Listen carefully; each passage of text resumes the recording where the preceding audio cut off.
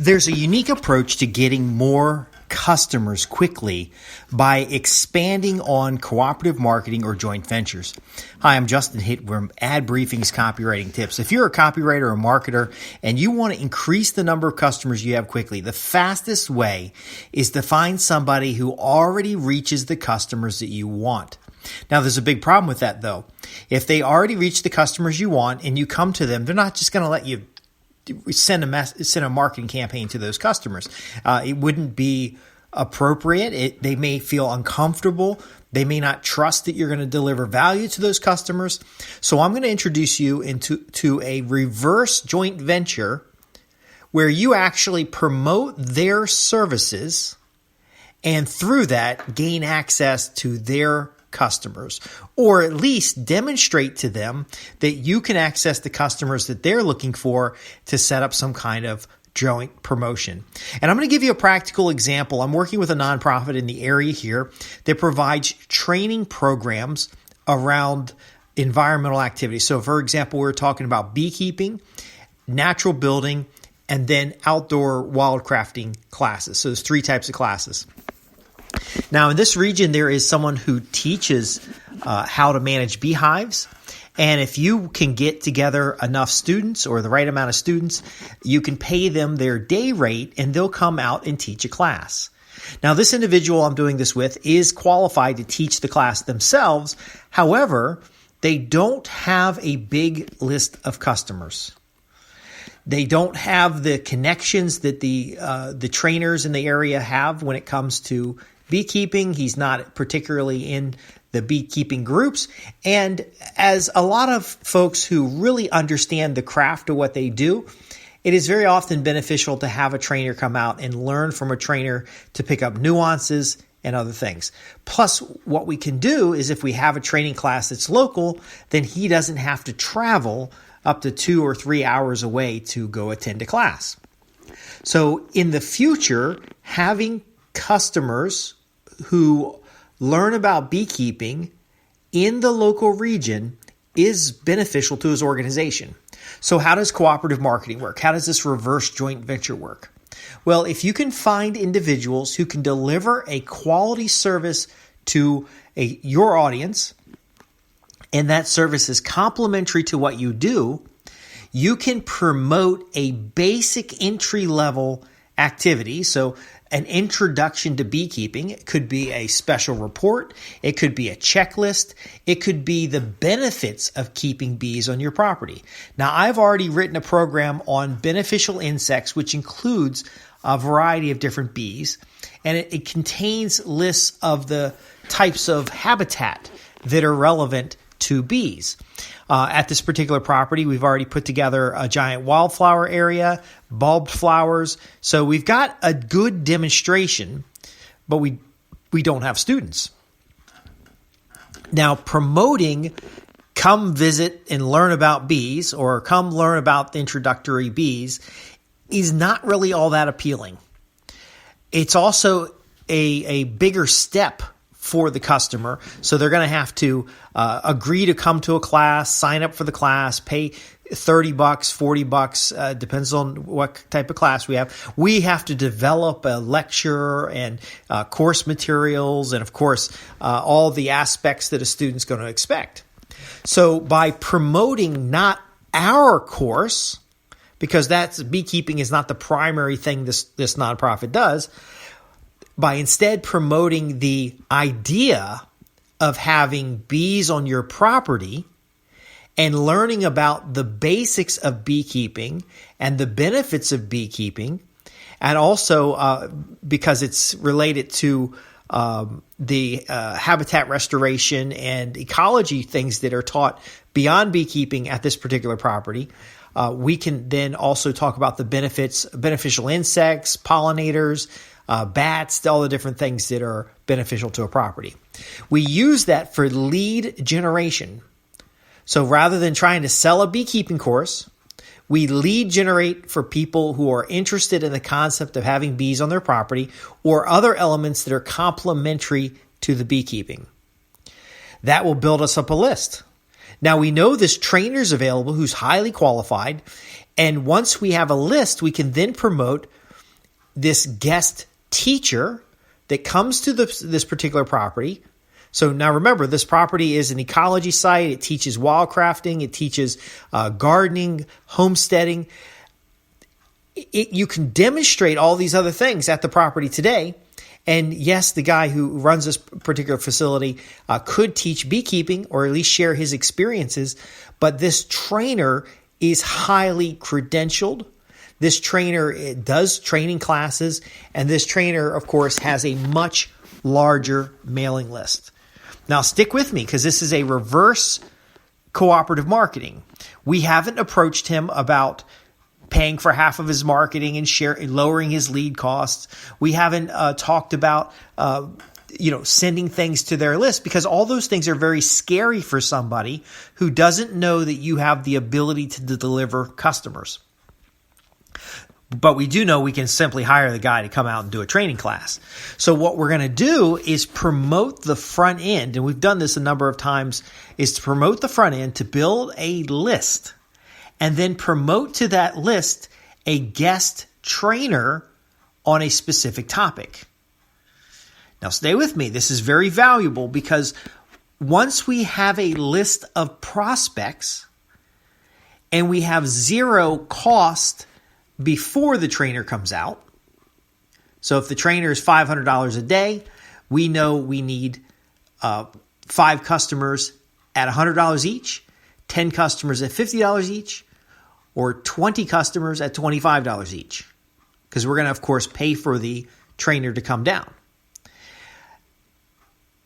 We can build on that by simply saying, hey, we're going to have this guest speaker come out. They're going to teach you all the wonderful things that you've learned about, but in a practical implementation. Because we got beehives and we've got wildflowers. We can walk them through the introductory information with a lot of credibility. But the training part, the guest trainer, click here to get on the mailing list. Get here to get on the waiting list. Click here to get more information. Do you see how this works? We have zero cost to get started. We're doing promotions and lead generation using some kind of checklist or information. Once we have people on the mailing list, we're now putting them on a waiting list for a training program. Now, let's say for some reason we generate 1,000 leads. We get 100 people on the waiting list. But then when we do the promotion, the location isn't right for these folks. Maybe it's not the right season. Maybe something goes wrong and the folks who raised their hand on the waiting list are not ready. What we can do then is not promote our own event, but promote the event for the partner. So we can call the partner up and say, look, we were going to hire you to come out to this location, but we're just not getting people to bite. Do you mind if we promote your next event? We've got 100 people on a waiting list. We got all these other training classes. We're not in a position right now to have people out to the site. Can we promote your list? All we ask is that they're going to use a coupon code, and you're just going to let us know how many people become subscribers or go to your training course or RSVP for your training course. Do you see how this works? It has both a value to the service provider, because technically that's what the person is. If we can hire them to come down and do a training, we're essentially hiring the service provider and providing them an audience. If you don't get enough traction on this, we haven't really put a lot of money in place. We've generated these leads on a very generic topic that fits well for the overall client. And then we promote the trainer, because what we're really doing here is buying the credibility with the trainer with a demonstration that we can generate leads. Now, of course, if you generate 1,000 leads and you get 100 people on a waiting list, you're likely going to get 10 to 20 people who will sign up for a course. It's just kind of the way the math kind of works. But if all fails, we can still show this trainer that we can generate a list. And perhaps this trainer will say, look, it looks like you have some interest, but you don't have any buyers. Let me promote it to my list. Now, why would they promote it to their list? Well, now they know you want to hire them. If people on their list want to go to the class, no matter where it's located, because they can have the same problem that you have. People don't want, so we're in Martinsville, Virginia. The trainer's in Roanoke, Virginia. People don't want to go to Roanoke, but they want to go to Martinsville or vice versa. Now he promotes his list, our location. Either way, the other person gets paid. So we haven't split the marketing costs, and that's how cooperative marketing often works. But what we've done on the client side is we've split the opportunities for the leads. Because if we generate 1,000 leads around beneficial insects and natural habitat around your home that facilitates pollinators, gets you beneficial insects, increases the value of your garden or the amount of vegetables you produce, we've got other courses to offer. Because today, this individual is a trainer for permaculture. This individual is a trainer for wildcrafting. This individual runs regular nature walks. And so the mailing list that we produce, whether it's through a partner or it's to hire a partner, can be offered other things. So we generate the lead for beneficial insects, but we use it for, have a beautiful wildflower bed at your home. Have cut flowers all season. How to design the overall aspects of a permaculture organic garden. Can you see how this works? So we pay all the money up front. That's not a problem, because the lead generation itself demonstrates value to a potential partner. Then, if we can hire the potential partner or the service provider, we now are able to deliver a course with no cost to our group. Or if we're not able to get enough RSVPs or waiting list folks, we can then offer that resource to the service provider. It's a win-win-win situation. Now, can this be used in other ways? It certainly can. Let's say you have a client who is an auto dealership with a service center. They can generate leads around, what decisions you need to make to buy a new car. Should you buy a new car or buy a used car? Should you get service at a dealership or in town? You're going to generate leads on a generic concept. Their partner might be a detailing service. And the detailing service could already be a vendor. Any of the vendors who are already serving the dealership could certainly be a partner in this. Now, you build a mailing list of all the past buyers, and you offer them your service center. And the partnership is a free car wash or free detailing or a discount on detailing. You're going to hire the car detailer as a subcontractor. You're going to get a certain number of premium customers in where perhaps you have, if you get, if you buy 12 months worth of oil changes, we're going to throw in $50 off a full auto detail. Maybe an auto detail normally costs $100. You're going to take $50 off.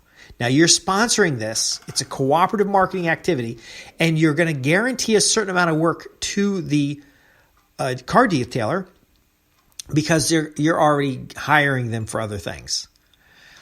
This is really part of a cash surge opportunity. If you have multiple parts of your business and you want to kind of amp up the volume of a certain part of your business, but it's also a cooperative marketing activity, because once this deal starts to work, the auto detailer has a list of past customers and can send out a note to the past customers that says, look, my services are so valuable that this auto dealership is willing to cover $50 of my service if you get their oil change package.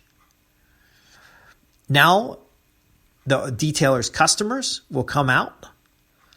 get this oil change package, which is ongoing business for the dealership or the service center, and the auto detailer gets their full price because the dealership is sponsoring, paying some of the cost of marketing, and it becomes a joint venture. Now, this model is so powerful because it works with just about anything. I've seen it work with pump and tank companies, the folks that maintain gas stations. I've seen it work with fuel dealers. And so actually I used this when I was selling fuel. I actually partnered with a pump and tank company, and I was looking for trucking companies and companies with 5 or more vehicles who had fuel on site. And if they had fuel on site, that means they have fuel pumps that need to be maintained and repaired. I generated leads around the larger fleets. I then back-ended the pump and tank company as a value add. Now, what was the value add? It was very simple. It's something the pump and tank company does all the time, and it did not cost me a penny. It was simply a seasonal inspection of the pumps. So the pump and tank company came out and did their 12-point review or inspection. I don't remember if they called it an inspection, but basically they went through and checked the hoses and checked for wear and tear and all the things that give them an idea. It's kind of like a free estimate, an idea of the services they might be able to provide. Meanwhile, I gained credibility with the customer because I delivered them something of value that didn't have any cost to them. And we also got an opportunity to talk about their fuel needs. It's a very powerful way to do cooperative marketing without the other person even putting up any money. Now, what's also interesting is that once you establish this kind of reverse joint venture, you can do this with anybody. You can simply go around generating leads of specific types of customers and then turn and sell access to them. Now, you're not selling leads. These are customers or leads that potentially could buy directly from you some kind of value or some kind of service. You're simply hiring or partnering with a service provider who is complementary to the services that you deliver. It's a very simple and a very powerful model. Now, it works with all kinds of businesses, and you don't need to ask permission for anybody. There's no asking them for any money up front, but you do have to be mindful that they deliver quality services and that the relationship is one where you own the customer. And this is very valuable. When you own the customer, you can bring them back out for another service. So the auto dealership can offer a car detailing, but they could also offer custom accessories. They can also offer stereo upgrades. Actually, when I was growing up, a friend of mine, his parents owned an custom auto sound systems. So we were into making, bass boxes and redoing the speakers in cars and stuff like that. And they partnered with several car dealerships. And when the car dealership upsold a custom stereo system, they were the actual installers. Now, they would install the basic, they had like 3 packages and they'd install the packages. But one of the packages, the premium package, was a custom system in the car. So you could go buy a car from the dealership, and before it was delivered, they would install, 808s and crossovers and all the extra stuff that can go into a vehicle so that the vehicle came stereo ready to go. Now, this was in the 1990s.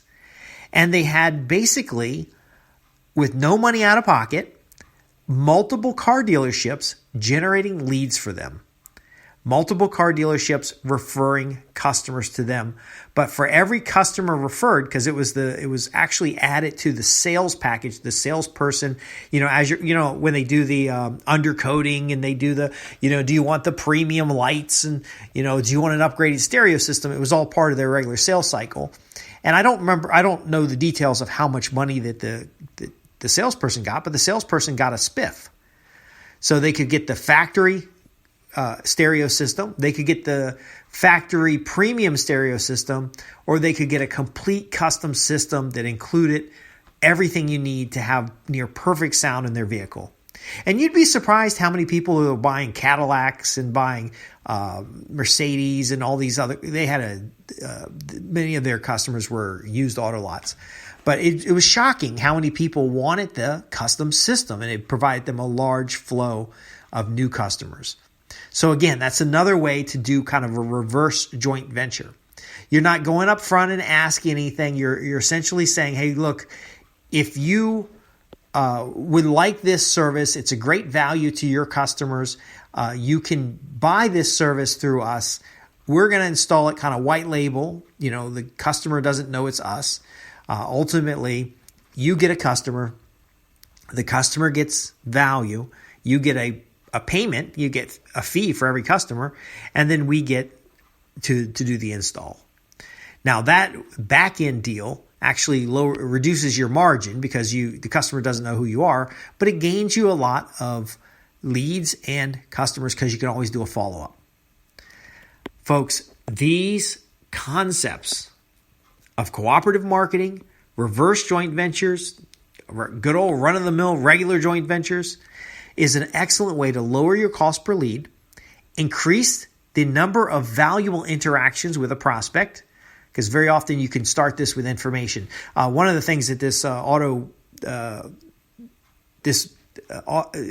custom car stereo place did was they offered to buy the leads from the dealerships who didn't upgrade their stereo system, but bought certain types of cars. This is the 1990s. There were a couple, if you got an S10 pickup truck and it was somebody under a certain age, they're going to put a custom stereo in.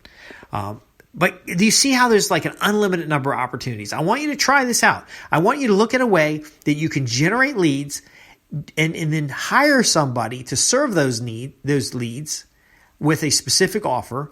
And then if that specific offer doesn't close at a volume that makes it worth your effort, reach out to the service provider, let them know what's going on, and then that's how you introduce the cooperative marketing. That's how you might introduce a financial split. That's how you might introduce combining lists and going with a larger mailing. It's just a powerful way to get out there in front of buyers and to generate leads at the minimal cost. The sooner you can break even on a lead, in fact, the more you can pay to get a lead, the more you will dominate a marketplace. I want to thank you for listening. I'm Justin Hitt with Ad Briefing's Copywriting Tips. This is something you can do for yourself. This is something you can do with your clients. It is a massive way to apply your skill of copywriting, to apply your ability to transform words into sales. Thanks for listening. Visit me at www.adbriefings.co.uk with your questions, and I'd love to answer them here on a future podcast. I'm here to help copywriters, marketers, and business development professionals transform communications into sales.